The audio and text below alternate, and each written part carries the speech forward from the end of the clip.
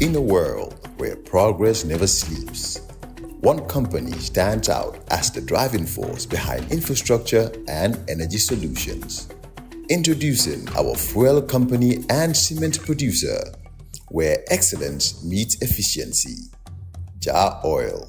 The company have 30 filling stations across the country that are all operating, which includes the recently completed Yarambamba and Old Yundum filling stations. And our rates are relatively cheaper than anyone else across the country. Along the years, Jar Oil introduces importation and distribution of cement in their line of business to diversify and strengthen their operations. Are you a cement retailer? At the moment, Jar Oil is the biggest producer and distributor of cement in the country with the most competitive prices in the market. With a focus on sustainability and innovation, we are paving the way for a greener, stronger future. Trust in us to fuel your projects and lay the groundwork for success. We currently produce over 25,200,000 bags per year. As the largest cement producer in the country, Jar Oil also targets to export cement to the neighboring countries like Guinea-Bissau, Guinea-Conakry, and others. Join us on our journey to shape a world where every drop of fuel and every bag of cement makes a difference. Together, we can build a brighter tomorrow. It's Coffee Time with Peter Gomez. On radio and on YouTube. On YouTube, we are sponsored by Jar Oil and Wave.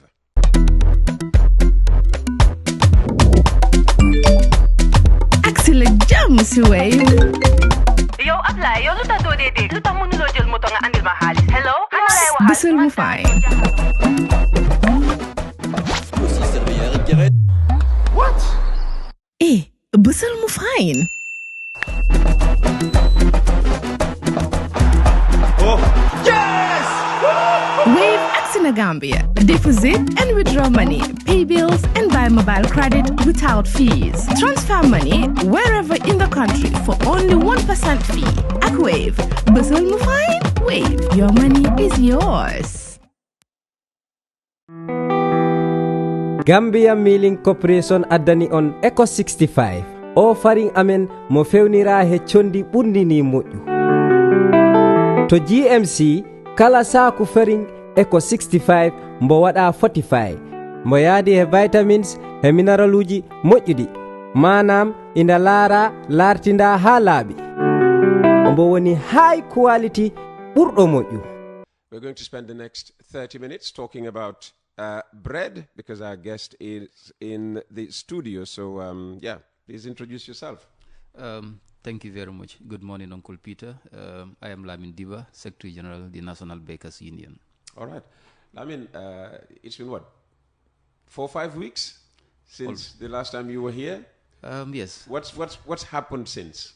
It's interesting to start that revolution saying what happens next. After 4 or 5 weeks of engagement with the authorities and with our members specifically, who are the burden bearers when it comes to the production of bread and supplying it to the population, particularly at this demanding period, which is the Ramadan. Mm-hmm. We have successfully gone through a very formal process and engagement, both with our members and the ministry. We can authoritatively also say the narratives are on the verge of changing, which the population have felt already. Because the presentations of bread across the country right now, the consumers are the ones giving us feedbacks every day. We want to also thank all our members, particularly starting with our members, that is the bakers, for understanding and going through this process together with us.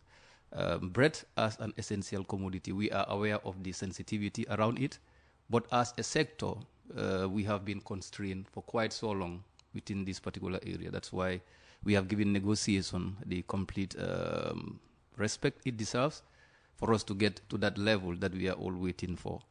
Interestingly, what level are you talking about? The level I am talking about currently as we speak, yes. Bakers across the length and breadth of the country, in the history of bread in this country, realities has changed so much that it is visible by the layman and the lay baker in the streets, starting from the factories, starting from the bakers themselves, and even institutions who are mandated to completely govern this sector to make sure the population are having bread in the manner and the way they deserve, specifically with health and its all indications. Okay. Across these areas, today the bakers, factories and other suppliers are taking this flour to their doorsteps.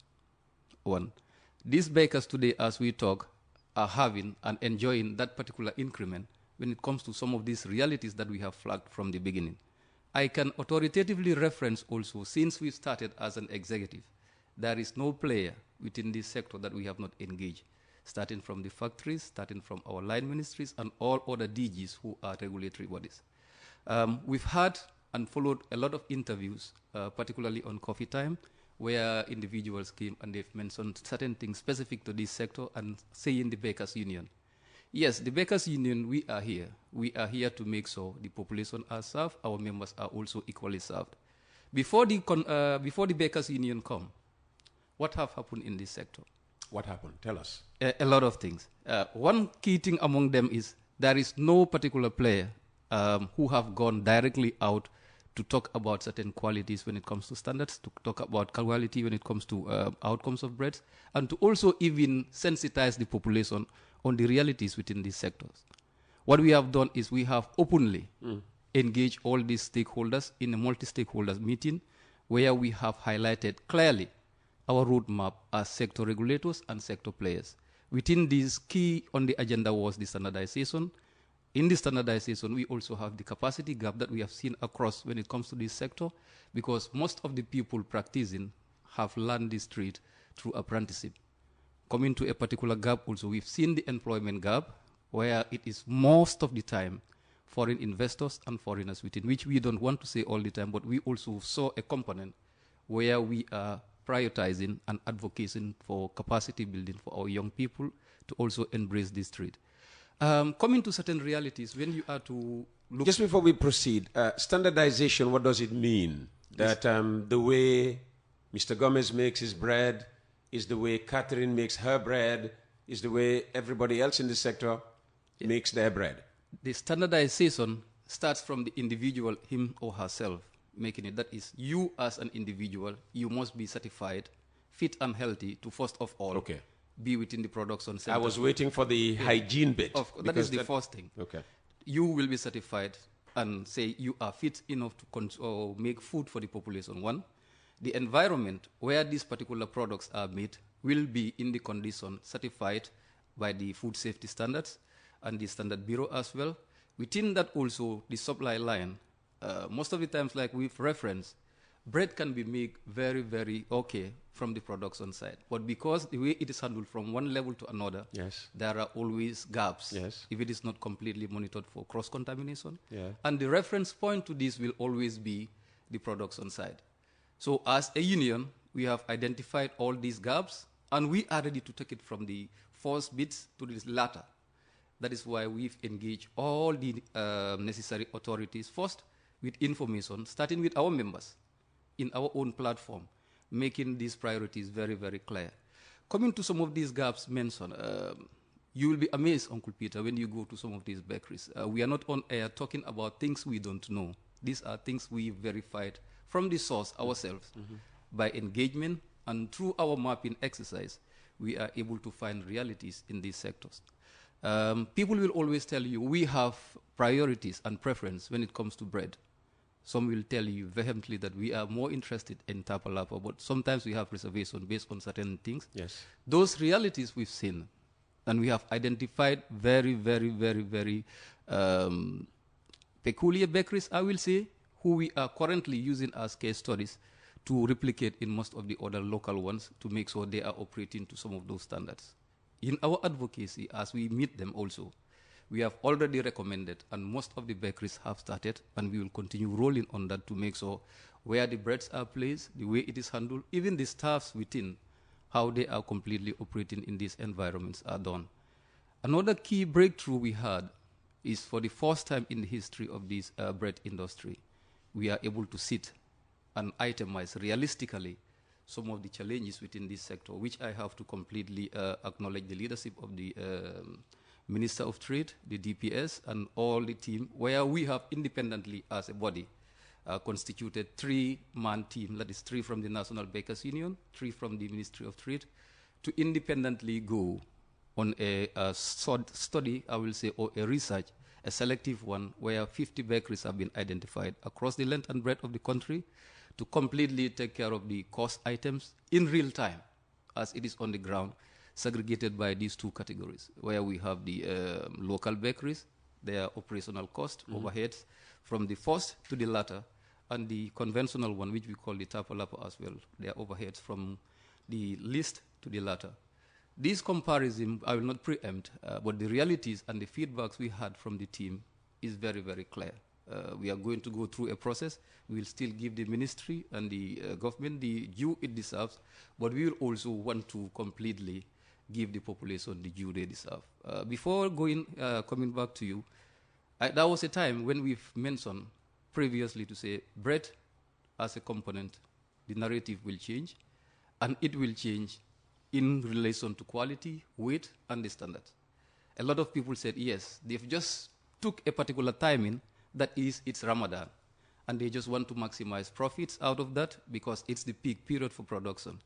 Ironically as well, within this same sector, from the day we announced up to yesterday as we engage, we have intervened and we continue to intervene, and we have been collaborating with most of these sector regulators from councils, from revenue authorities, and other bodies. It is the same period, Uncle Peter, you will find that bakers are targeted to pay all their dues. That is their licensing, their tax, their other obligation, food safety, and other things, which is also based on the realities that they've also mentioned, that to say within this period is when production is peak. We all know the time you produce more, so they believe you have more money this time, so they are coming after you. They are coming after us. And the more the production is higher at a particular period, we know the corresponding cost effects to that. If I'm producing at a particular category or a level at a time, when it is not at its peak, we know cost-wise how it is. And when it is maximized at another level, what the cost implication will be. It can be debated that it can have a direct correlation to profit margins and turnovers at that time also. But if all the sector regulation also comes to us at that same time, and you still say, give negotiation the chance, we'll come out with a positive outcome, a win-win for both parties, then you'll be served. If we are able to talk to our people, they listen, they go through, and they produce, and we give the population bread at this particular period, I'm not sure it's going to be a problem for us to also plead and request the same favor in turn. It's not even a favor. This is something that we can do for each other as sector regulators.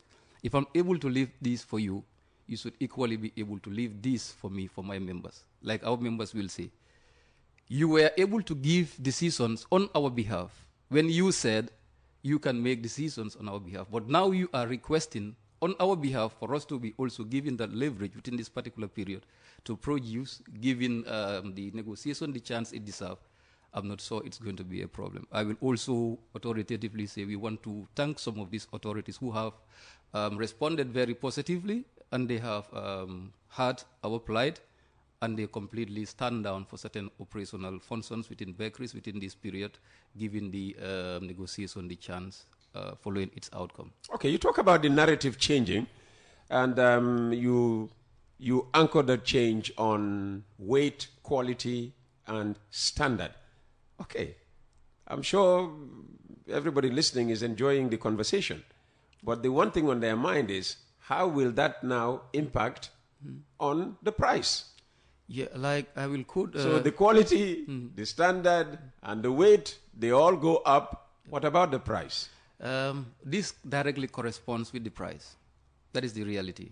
And I remember vividly when... Are you going to keep bread at $10 per loaf? We are currently giving negotiation the chance, but certainly it will not stay at $10. We are going to completely give negotiation the chance and engage where we need to engage authoritatively, go through a process together as a team like we promise, go through the system, go through the process, but at the end, the realities will speak for itself, and we'll also give the population what they deserve. This particular engagement have gone with all its checks and balances across. If we are saying this in response to another thing, obviously whatsoever followed will be in due consideration as well. Let me ask, You spoke about, consulting all stakeholders, including, the flour manufacturers. So what's your relationship with the local producers or baggers of flour, however you might wish to, describe them? I am on air. I can authoritatively say we had a very, very fruitful and a cordial relationship from the beginning. And up to now, the last engagement I had with the marketing manager, GMC, was yesterday on a phone conversation when we referred ourselves back to some of the realities that we've spoke about some time ago in engaging as partners. Our first point of call when we came in as an executive regulating this sector, they were the first people we've written to because we know they are crucial stakeholders and they are local factories within, and we have an obligation to fulfill with them, supporting them at a level, also improving the bakery sector. In our meeting, both executives, that is the director GMC, the director Nasim, have got an extensive discussion around realities in this sector. I remember asking both of them, before the advent of the National Bakers Union, can you two factories refer me to any specific intervention that is a landmark that you have done for this particular sector since you came in with all the leverage, with all the opportunities that the government have given you to strive and make sure you serve the population of this country? Shockingly, Peter, from data, none of them can point to me to say we have been able to transform 10 bakeries in 10 years at a particular level from here to there. I'm on air. They can reference that. If they can justify, let them come. From there also, I've asked several questions. When I identified certain programmatic areas towards some of the standard gaps, some of the capacity gaps, yes, they all were interested in that, for us to collaborate as partners to make sure the narrative is changed, starting from capacities, and also coming up with specific programs to also improve the sector. I remember when they just openly went to some of our bakeries to just take photos and videos specifically for advertisement purpose in return for posters. Oh, okay. wow. I was called by those people, okay, Mr. So-and-so came to my bakery. He said he have conversations and discussions with you, and you have given the authority through the union for them to go through X, Y, and Z. What we did that to make sure some of those things cannot continue. The latest intervention... Did their photos compromise the bakeries involved? Yeah, not compromise per se. If I'm giving you an opportunity for you to use my bakery, for example, for advertisement purpose, for me to specifically speak in the particular component you give, there is a price to that. If you want me to be an ambassador, a brand ambassador for your products, you using my bakery for a particular level, it's not just to bring a mayor paper in exchange for that. Like the president told them, I can quote that also authoritatively. He said, we at the union are not against any one of you going to the bakeries, but you know, if we are to go to any of your factories, from this entrance, we go through protocols. Yeah. If we are cleared from your gate, we will go to your secretary to the DG, then we have our conversation. What authority do you think you have? Because you think it can be the same narrative before, where you can only time bump in because we are structured, coming on with realities to play the divide and rule in a specific interest. We said no to that as a union, as we currently speak, and we'll stand strongly for that. The latest thing that happened within that particular area to continue that, the president told them, that is the president National Bakers Union, we are open to any one of you who can go to a bakery, go at a point where you find the bakery at a level. Take that as a baseline, improve the condition generally within the bakery, put tiles, put the place they make breads, provide them with tanks for a clean water, provide them with certain necessary things that you can quantify to say it is your direct contribution towards uplifting this particular bakery you found in a particular standard that is below the minimum.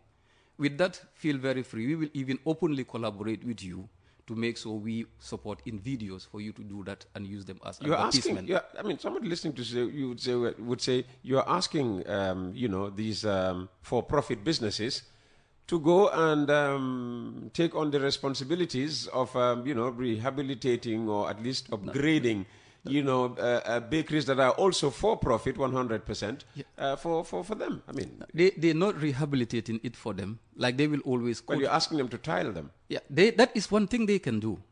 It's a profit-based business, 100%. That's very, very true. But the reality in this is, the flour mills target is no particular person, not the person making, let's say beignet or whatsoever. It's the bakeries. They will always tell you that. All the production that is done in this country, the bakeries are the consumers. We like it or not. By far the biggest. If they always will quote, for me, we have corporate social responsibilities that we are fulfilling at another area. It's very true. But how much of those percentage are you investing in your direct?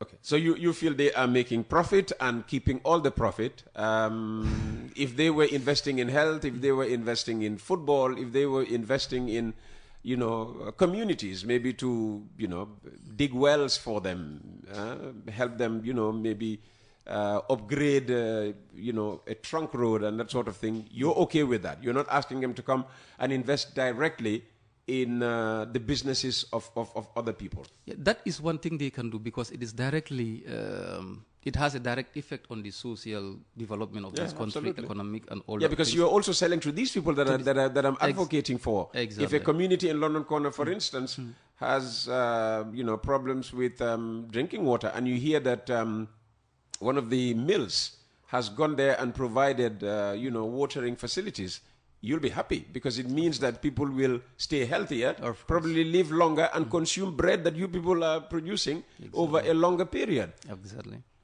So these are realities that we have to embrace together. These are things that we have to be able to reference both within the country we serve and within the sector that is your direct beneficiaries. Coming to some of those things, we have said it clearly.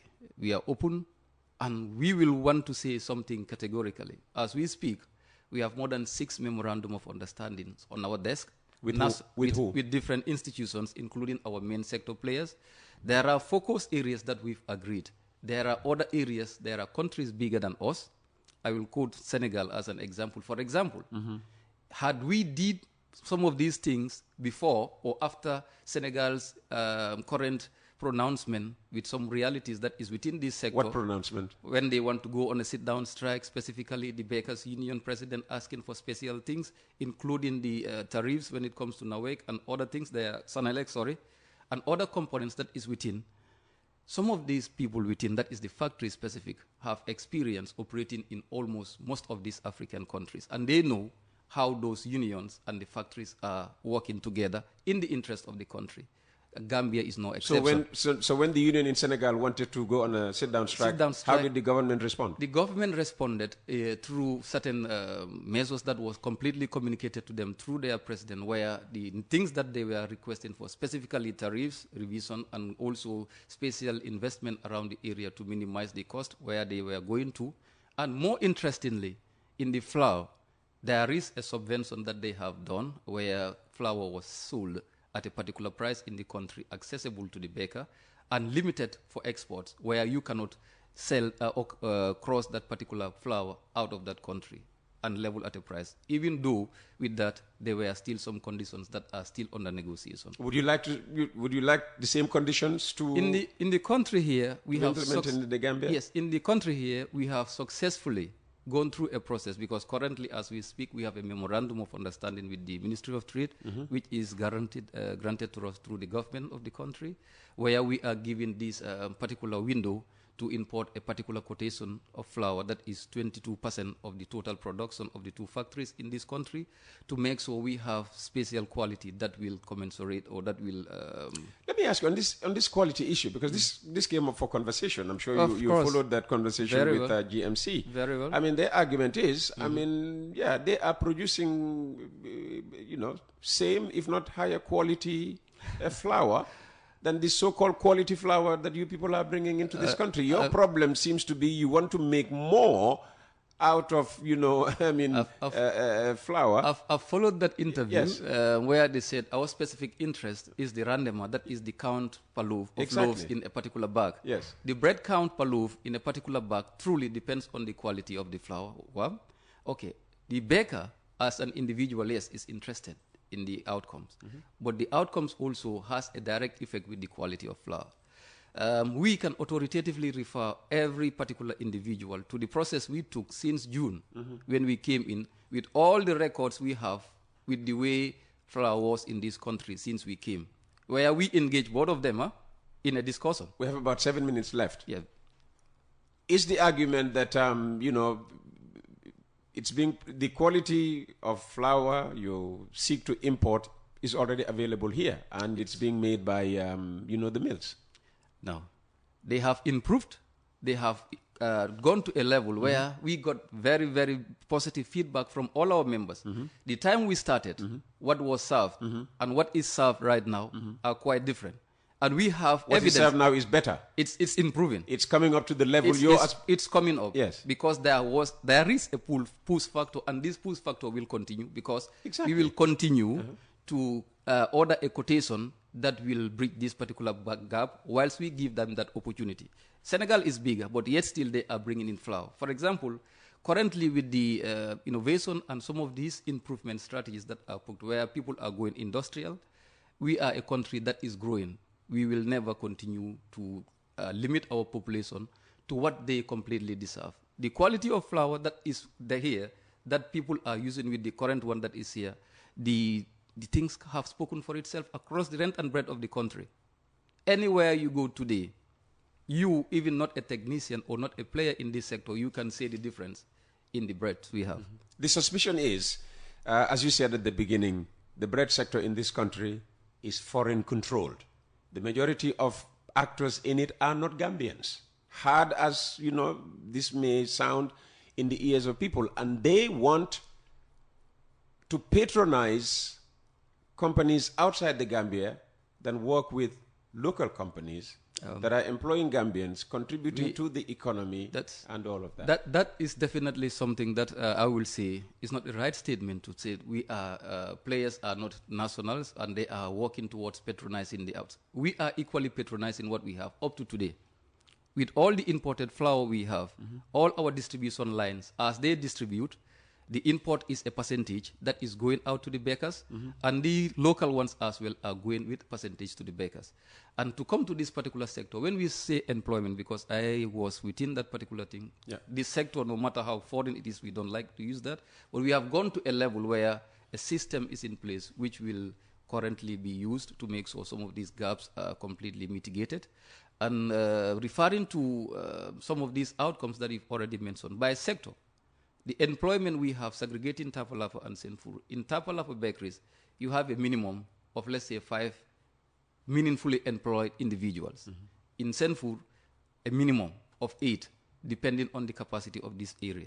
Quantifying this to the membership we have, within this sector, we have almost 3,877 plus people who are directly employed in this sector, meaningfully contributing to the socio-economic development of this country. And there is a chunk of this particular line that are left out, which is the supply line, who are directly benefiting through the bakers every day. So if it comes to employment, you cannot compare the bakery sector. If it comes to its economic functions and how it also contributes to the socio-economic development of this country, not just bread that we are serving, but the economic cost, the cost involved in this particular sector. It's a sector, Uncle Peter, to say it is heavily invested. For example, the minimum for a Senfur standard investment, let's say 7.5, 2.5, 3.5. Somebody who invested $7.5 million is definitely ready to play his or her quota in the socio-economic development of this country, particularly the food basket of this country. Bread, as peculiar and sensitive as it is, we are still challenging, and we are. And how easy is it for a Gambian, a native of this country, to enter, this sector? Because I've had complaints in the past that Peter Gomez comes in, invests more than 7 million, 8 million, 9 million, even up to 10 million, but distribution becomes a problem because there's a cartel-like arrangement, at that level, where certain people would only take from certain bakeries. I understand. And even if you take the bread to the shopkeeper, they would tell you, no, I take my bread from A, B, and C. Yeah, when you say that, it's right.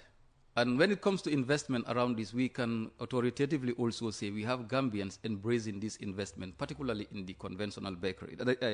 So how do you help them overcome this problem? The way we help them is after investment, some of them are challenged with this thing that we've already said, that is the supply line and how it goes. We put them through a system when they come to the union and advocate for them to make their places in a standard that they have their own outlets where they are distributing and selling premium products. When it comes to the supply line as well, your product can be taken to the farthest area depending on the quality of your products as well. This we have also put a particular system, and we are working ahead with time with the authorities, specifically food safety and regulatory authorities, which we will come to when it comes to the supply line and how bread can be meaningfully supplied through a secured system where the population and even the investor himself will not be segregated, because I am a particular tribe and he is a particular, I can only give it to him and you can only take to me because of this. We will put a system in place with our crucial stakeholders to make sure this particular branding. But you do recognize that that is a problem. That's a fact. I've gone through that experience as an individual when we were completely starting our industry. That is the model that we have, where we have a training component for young people and women. The first time when we did production, at a point I remember when I close or early mornings before I go to work, I had to take my car myself to take bread to certain places. And interestingly, like you see, I will drive up to a particular shop, want to give you, but you will tell me, okay, my Mr. X or Y brought yours, I may take. But even if they take, you will find it under the stuff. In the evening, I will just come to say, okay, I tried my brother to help you sell, but it is here. Yeah. So there you go. I will take that bread, get back. But it has given me a lot of opportunities to do a homework that we are using at a national level and with our crucial partners to make sure that narrative is changed. You have less than 1 minute now to speak to the people who eventually will be buying bread at a higher price. I mean, what assurance, might you want to leave them with? For the consumers, I will reference to Uncle Alpha, who the Consumer Protection President, who said, everything that you are saying currently, we have all seen those realities. But your only challenge and mistake you had is you have not even engaged us as your main consumers, and also the people who are directly involved. But the realities within the sector, we have all seen it. We know what it is. We want to tell the consumers, like people preempted when we first said in the Ramadan, we want to make things difficult for people, particularly in a holy month. And interestingly, this time we all had within the same time, the Lent and the Ramadan at the same period. You want to take advantage in this. We want to make the consumers understand completely. We're not taking any advantage, but we want to make sure they have what they deserve. Fantastic. Lamin, thank you very much for coming. That's Lamin Diba. He's the Secretary General of the Gambia Bakers Union. You've been listening to Coffee Time with Peter Gomez. Jar Oil. The company have filling stations across the country, and our rates are relatively cheaper than anyone else across the country. Jar Oil is the biggest producer and distributor of cement in the country with the most competitive prices in the market.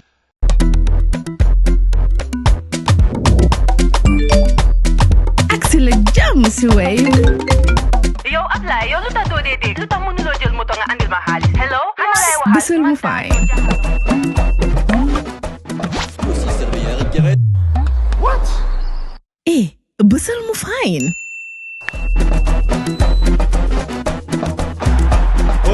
Yes! Wave Axina Gambia. Deposit and withdraw money, pay bills and buy mobile credit without fees. Transfer money wherever in the country for only 1% fee. At Wave. Busel mu fine? Wave. Your money is yours.